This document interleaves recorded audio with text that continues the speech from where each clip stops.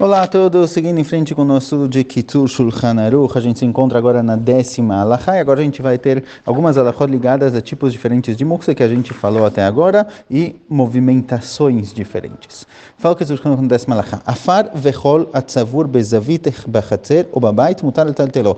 Caso a pessoa tenha juntado um montinho de terra ou de areia, que a priori é algo que a gente definiria como muktzeh por não serem objetos, não ser algo produzido, trabalhado em matéria-prima, terra e areia. Porém, se a pessoa separou, colocou isso no cantinho da casa para usar, isso era principalmente na época da Gemara, eles costumavam, o chão da casa muitas vezes era de terra, então eles colocavam um montinho de terra para caso caísse alguma sujeira ou tivesse algum problema na casa, eles redistribuíam terra como se tivesse uma terraplanagem da casa. Então eles deixavam um monte de terra no canto e de vez em quando eles colocavam em lugares necessários.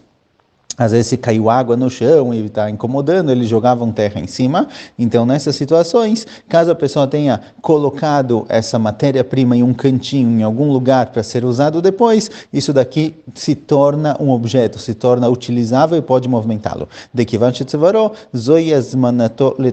já que a pessoa juntou isso em um canto, diferente do que é o normal, que a terra está jogada pela casa, ele colocou tudo em um canto só, é como se ele tivesse planejado, preparado isso para ser usado, e isso daqui que permite isso das halachot de muktzeh.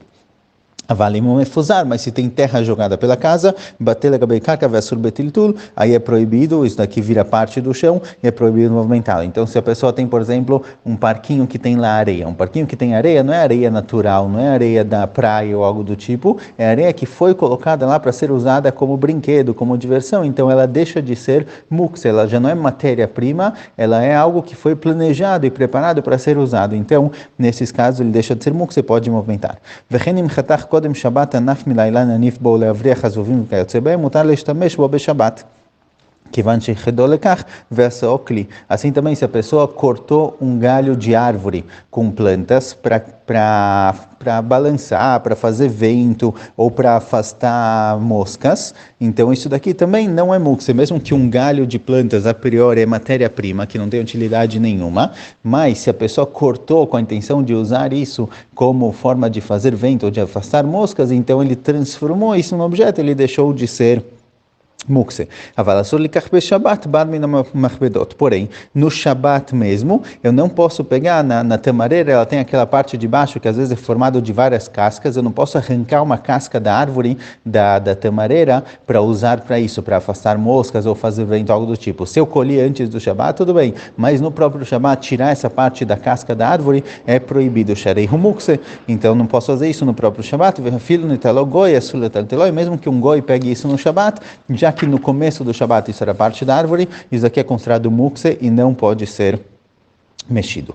10ª halachá, nesarim shel balei batim shnayim umdim lischoram mutar letaltelan. Pedaços de madeiras, vigas de madeiras, se elas pertencem a algum indivíduo em particular, pertencem a um balabaita, uma pessoa comum, não é feito para ser vendido, não é mercadoria, então eu posso movimentar isso caso eu tenha necessidade. É um tipo de madeira que não é considerada muktzeh, porque é para ser usada na casa, em qualquer situação, quando tiver necessidade. Vesheluman asur ela ken chashava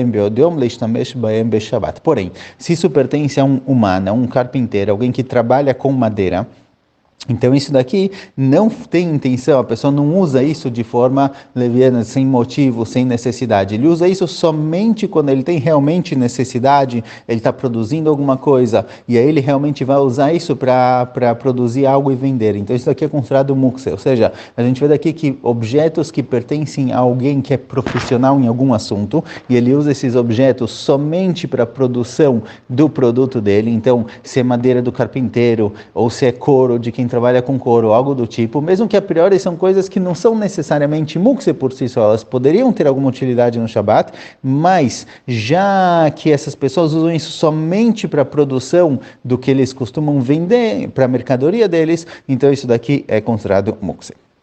10ª halachá, kol muktzeh eino asur ela betiltul. Tudo que a gente definiu como muktzeh, todo objeto que a gente falou que não pode ser movimentado, a proibição é somente manuseá-lo, ou seja, movimentar ele de um lugar para o outro. Avad benegiá be'alma sheino menadno sharei, mas só encostar em algo muktzeh de uma maneira em que eu não movimento ele, eu nem balanço ele, aí é permitido. Então eu posso encostar no carro, por exemplo, mas eu não posso sentar no carro ou me apoiar demais, porque o carro balança com isso. Então se eu somente encosto no mukse sem movimentá-lo, não é proibido. Velachem mutar ligar b'menorá omedet afil nerot dolkima, por isso é permitido tocar no castiçal, por exemplo. Se eu tenho um castiçal com velas acesas, o castiçal com velas acesas é proibido de ser movimentado, porque ele é mukse, mas somente encostar não tem problema, certo? Tem opiniões, tem ideias na Halachá, que dizem que mesmo encostar no mukse já é proibido, tem costumes assim, entre os faradim muitos costumam dessa forma,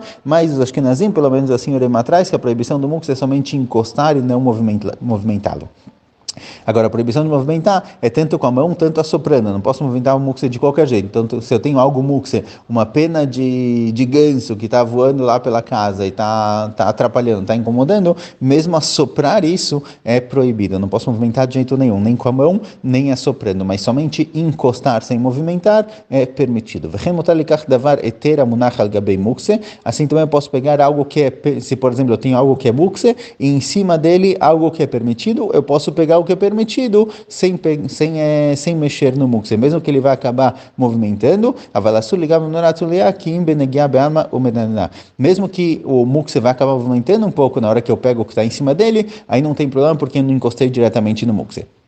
Mas, se é, por exemplo, uma menorá, se é, por exemplo, alguma luz ou algum candelabro, algo do tipo, que só de encostar ele já movimenta, aí é proibido realmente encostar. Então, se eu encosto e isso não se mexe, não tem problema. Mas se só de encostar já faz uma movimentação, ele já sai do lugar, aí é proibido.